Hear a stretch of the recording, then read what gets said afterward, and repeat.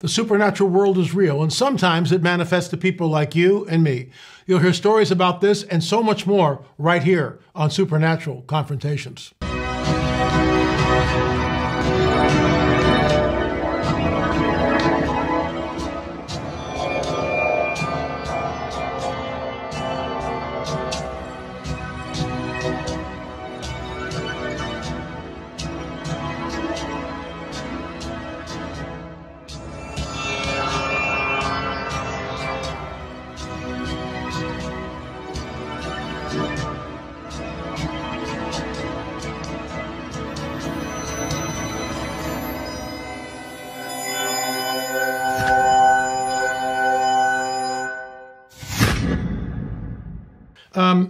I just love when the folks send me articles. This one from Karen Wilkinson. Of course, Karen is the author of the book that we published, Stolen Seed, Evil Harvest. If you've not read this, it is a deep dive into the reality of the abduction phenomena. Of course, all this hails back to Genesis 3:15 and the seed war. I can't say this often enough because there are people out there, in my opinion, who are misleading by saying that the phenomenon is not real. It's all demonic delusion. It is not all demonic delusion. Yes, some of it can be. Totally admit that.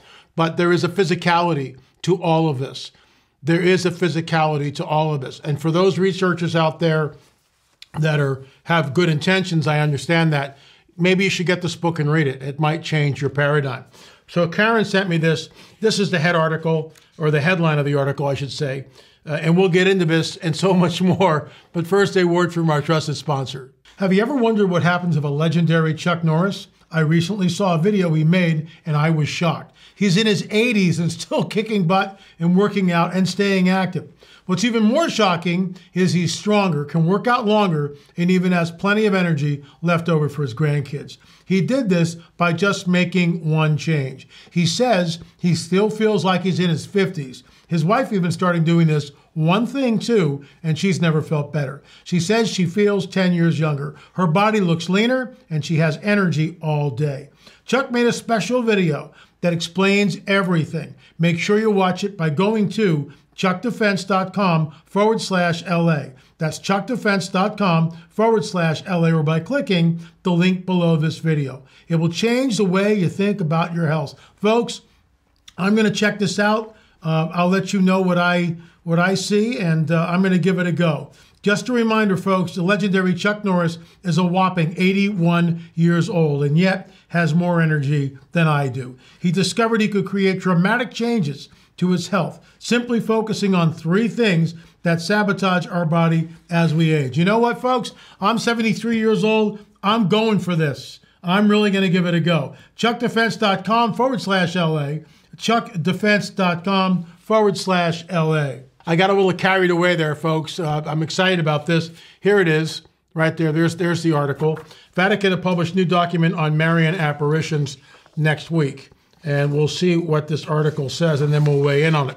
The Vatican's Doctrine Office will publish a new document next week on discerning Marian apparitions and other supernatural events. The Holy See Press Office announced on Tuesday that Cardinal Victor Manuel Fernandez, the prefect of the dicastery, I'm sure I'm not, dicastery for the Doctrine of the Faith, sorry about that, will unveil new norms for discernment regarding apparitions and other supernatural phenomena on Friday, May 17th. I will get that guaranteed and take a look at it, and I'll be talking about that next week. In an interview with the National Catholic Register CNA sister news partner last month, Fernando said that the document will provide clear guidelines and norms for discernment. The new norms will be the first time that the Vatican Doctrinal Office has issued a general document on apparitions in 4 decades. Pope Paul VI approved norms on the discernment of presumed apparitions or revelations in 1978.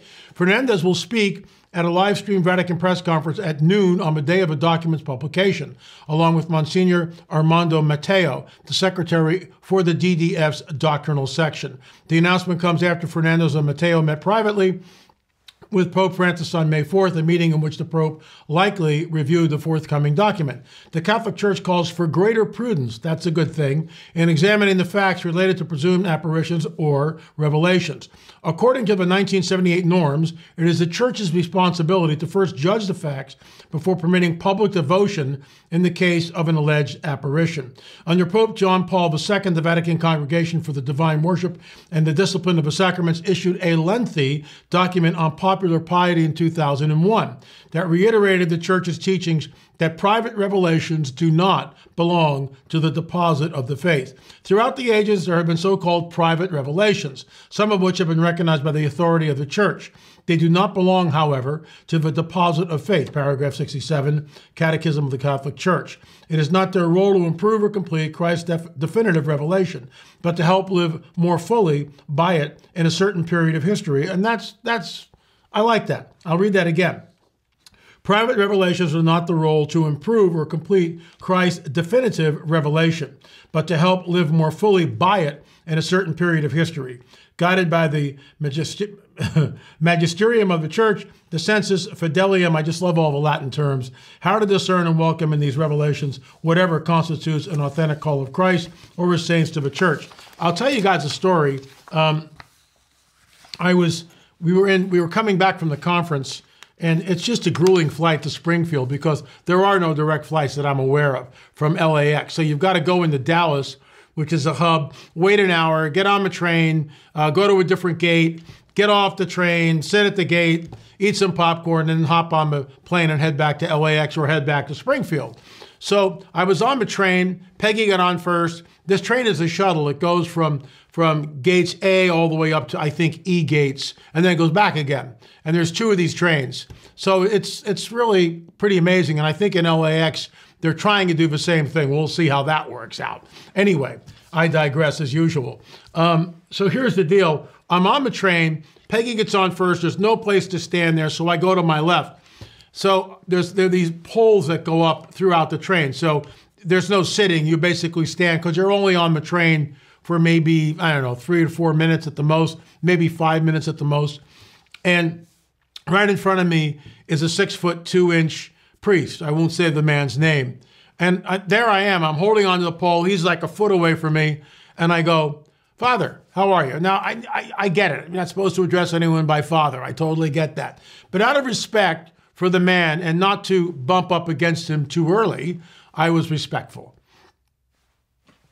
Take that as you will. I know some of you, oh my gosh, you're already getting in a huff. But here's the deal.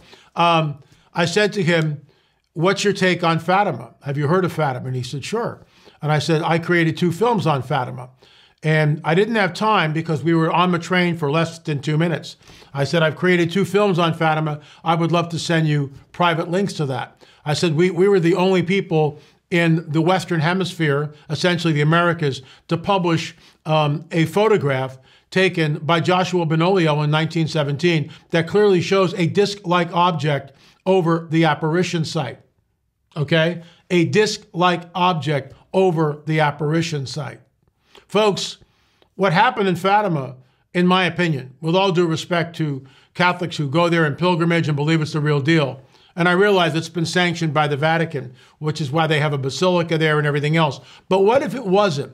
That's why we created 2 films. Are you aware there's a 4th witness that was never interviewed that saw the entity floating over the same tree that the apparition would later appear over? Are you aware that disc-like object over the field, over the moors of Fatima, was directly over the apparition site? Are you aware that people stood up and looked up into the sky and saw something? We're not doubting it. There was phenomena there. Absolutely. Something happened. Strange phenomena. Cars burst into flames. Windshields broke. Fires erupted. People fainted. And finally, when the craft, and this is the craft that did the flyby over the people, people's clothes were dry. They had radiation burns. This is exactly what we see in modern day UFO phenomena. There are eyewitnesses who come on the record stating, "I looked up and saw a dull silver disc." You can stream it for $4.99 for less than a cup of coffee at Starbucks, okay? You can stream Fatima 1, Fatima 2. What are you waiting for? Everybody's so used to 22-minute shorts. That's not what research is. That's why I created the 2 films, Fatima 1, Fatima 2. There was so much information, it will blow your mind. And in that picture, in that film, we have the picture taken by Joshua Benolio in 1917 and looked at and poured over and examined by a professor of semiotics, Jose Machado, who stated on the record that this disc-like object is not a chemical burn or a scratch. It's in the glass plate itself. What are you waiting for? Streaming.lamarzulli.net. Streaming.lamarzulli.net. We also have the new mugs. They're all there. We're shipping them out. And this one is my favorite, one of my favorites. Rebuke first, ask questions later. I will be at the Prophecy Watchers Conference coming up at the end of June. And thank you, folks, for already signing up for that. It's always great for the gathering of our tribe. The premillennial, pre-tribulation, rapture of the saints, and it might be soon. Maybe we won't even get to the conference. Maybe he'll come back and call us home. Why? Because truth is thrown to the street. With AI, there's no way to even discern what you're looking at is real. Anyway, folks, thanks so much for watching. LAMarzulli.net, LAMarzulli.com, LAMarzulli.com.